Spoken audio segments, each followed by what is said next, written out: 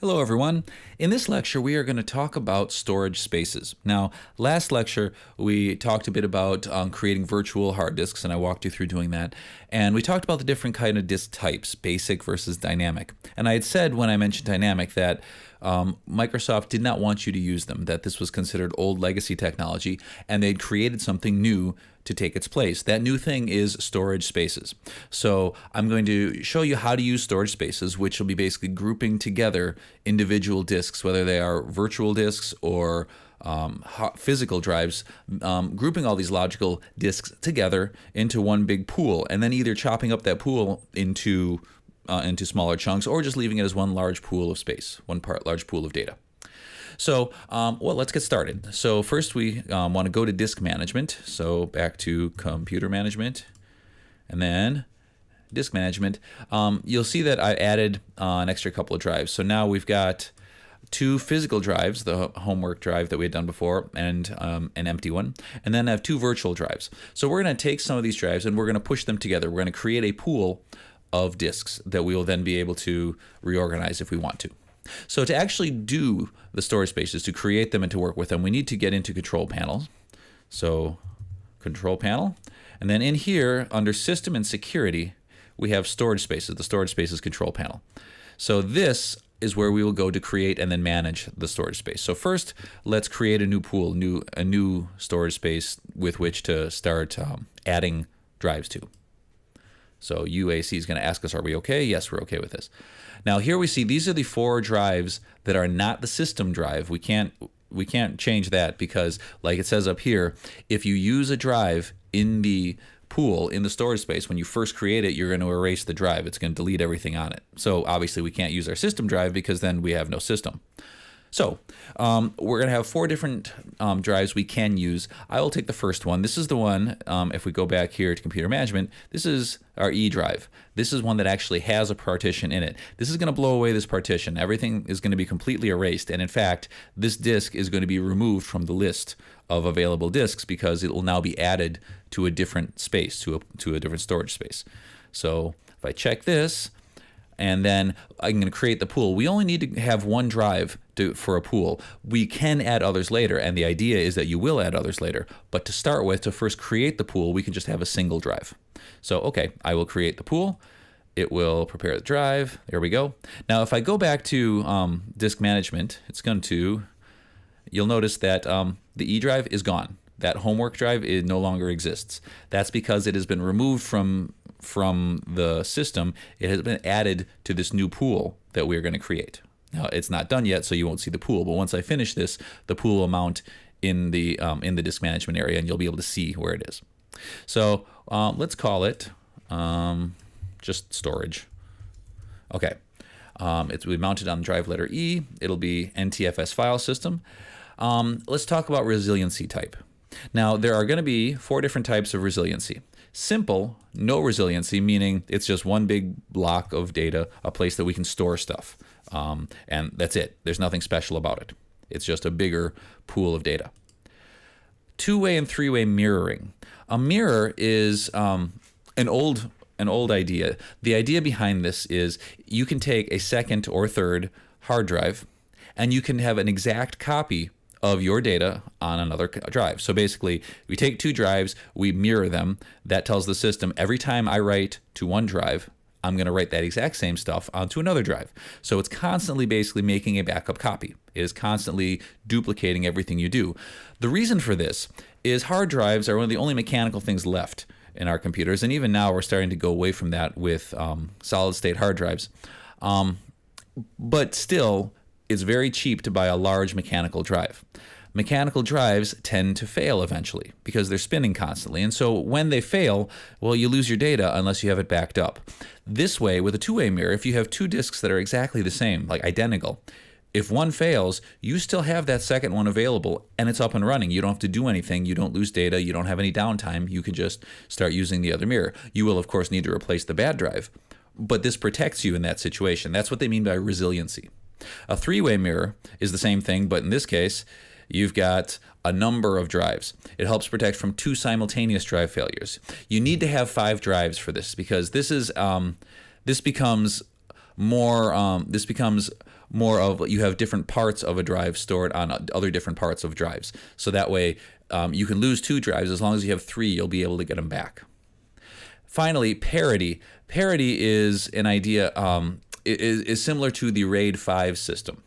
A RAID 5 system is when you have 3 drives. One drive is entirely dedicated to what we call parity information. Parity information is small compressed data that will enable you to reconstruct the data from the other drive. You don't need a whole full drive. So like with the mirroring, you needed 2 completely drives of the same size that can hold the same information, and you have an exact duplicate of that data. Parity takes that idea but compresses it. So now you can have 2 drives worth of data and have a third drive basically be able to store all the information for both of those drives to be able to reconstruct them. Now that's not exactly how it works. It's more like the parity data is spread across all 3 drives. But the idea is you can have less drives and still maintain that resiliency, still maintain the ability to recover your data. So this again is something that you were able to do in the old dynamic disk system that they brought into storage space. So let's just make this simple for right now. Okay, and then our total pool capacity, 9.25 gigabytes. That's what's available on the drive that we have. I don't have to use it all at once, and then I can increase it later if I want. So let's just say I'll have a 5 gigabyte pool right now. So that's what we're going to have. We're going to have a 5 gigabyte pool, and it's on the E drive. So if I create the storage space, it's going to format it, and now I have a storage space. See, it's okay. If I come over here to disk management, you'll see storage is now on the E drive, and it is a 5 gigabyte partition. Again, because I told it to be 5 gigabytes. I can hold more. I can store up to 9.25, so close to 10 gigabytes here, but I've told it not to. Now, if we open up the physical drives, you can see these are the drives that are part of this storage solution, which is right now just 1 drive.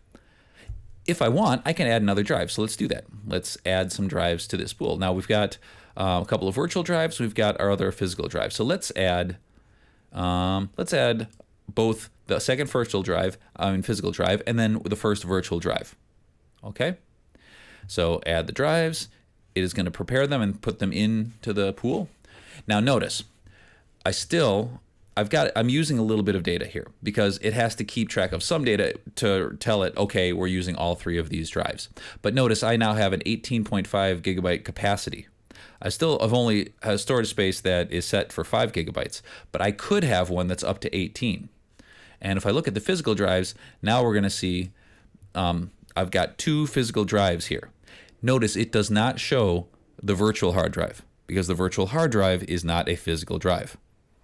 Okay? So these are the ones, and the reason for this is these are the ones that can go bad. Physical drives are what can fail, and so that's why they're showing these. Okay? So at this point, if I wanted to change the storage space, right now it's just a 5 gigabyte storage space. Let's say I want it to be more. Okay, so if I want it to be more, I have a possibility of 18.5. Well, let's make it 18. So I'm going to take I'm actually going to use most of that space. Okay, and let's see. So now, just by simply clicking OK, I now have an 18 gigabyte storage space. If I open this up here and go down, you'll notice I now have an 18 gigabyte storage space. Now, it doesn't have to stay one large, big block of space. If I want to, I could come in here and change the size of this volume. Right now, this volume is at 18 gigabytes. But what if I wanted to add a second space? So I can shrink this volume or extend it. Let's shrink, for example. I'm sorry, and I right-clicked inside this area to get to this menu. If I want to shrink the volume, I can shrink. It'll figure out how much I have and how much do I want to shrink. Well, let's shrink 10 gigabytes. So I'm going to have an 8 gigabyte space left after that. Okay, I now have some unallocated space. I can create a whole new partition in here. Inside this cluster of disks, this pool of disks, that's actually 3 disks. So this is spanned out across 3 disks, but I could have any number of specific, or up to 4 in this case, specific partitions that are using all of those disk drives in order to create my big pool. Okay, I hope this makes sense. Basically, we're combining a bunch of small hard drives to make one virtual big hard drive. And then we can treat it just like any other drive, which means we might be able to chop it up into smaller partitions.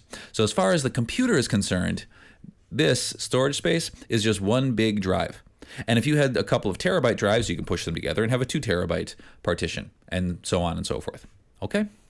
So that is the basics of creating and manipulating storage spaces. Now let's say I wanted to create a resilient storage space, a storage space that will be fault tolerant, a storage space that if I had one drive go bad, I would be able to still run. I'd be able to recover everything because I would have another physical drive that's still functioning that I'd be able to use.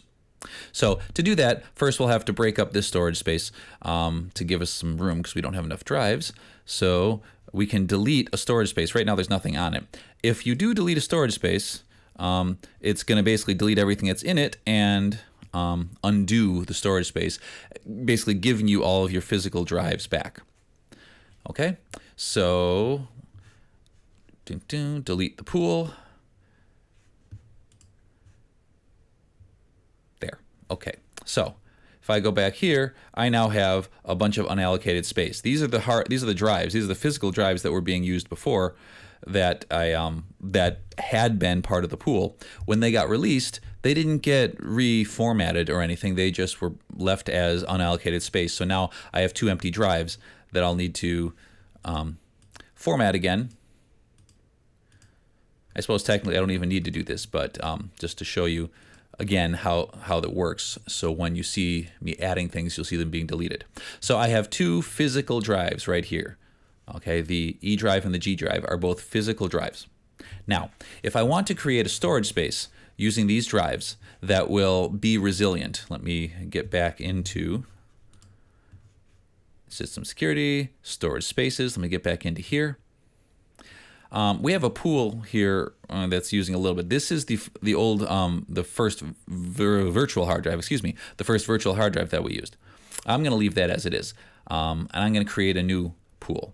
This new pool is going to use the 2 hard drives, the 2 physical drives attached via SAS, okay, not the virtual hard drive. So let's use the 2 physical drives and create a pool with them.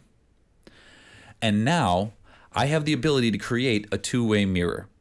Okay, so a 2-way mirror, like I was saying, was having two drives that are going to be exact duplicates of each other. As soon as something gets written to one drive, it's going to get copied over to the other drive.